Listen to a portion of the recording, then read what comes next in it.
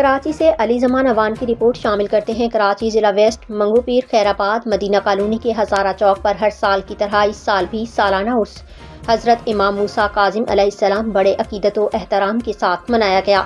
इस बाबरकत उर्स के एहतमाम के जिम्मेदार खलीफा सरदार गुलाम सरवर खान और उनके बेटे सरदार जमशेद सरदार जफर हैं, जो हर साल हज़ारा चौक मदीना कॉलोनी के सरदार हाउस पर इस रूहानी महफिल का एहतमाम करते हैं। इस मौका पर हज़ारों मुरीदैन और अकीदतमंद शिरकत करते हैं, जिनमें खसूसी तौर पर सैयद सखी सुल्तान शाह इसहाक अल-काज़मी, सजादा नशीन विलायत मशहूद दरबार आलिया कादरिया कलंदरिया माड़ी शरीफ एबटाबाद के रूहानी कायदीन भी शामिल होते हैं। उर्स मुबारक का आगाज़ तिलावत कुरान पाक से हुआ। इसके बाद मशहूर नात खां और कवालों ने अपनी पुरखुशू नात और कवाली से महफिल को रूहानी रंग बख्शा। उर्स के तमाम प्रोग्राम के दौरान महाफिल ज़िक्र नात जारी हैं और आखिर में पीर सखी शाह सुल्तान इसहाक अल काज़मी ने उम्मत मुस्लिमा की खुशहाली, वतन अजीज़ पाकिस्तान की सलामती और खुशहाली के लिए खसूसी दुआ की।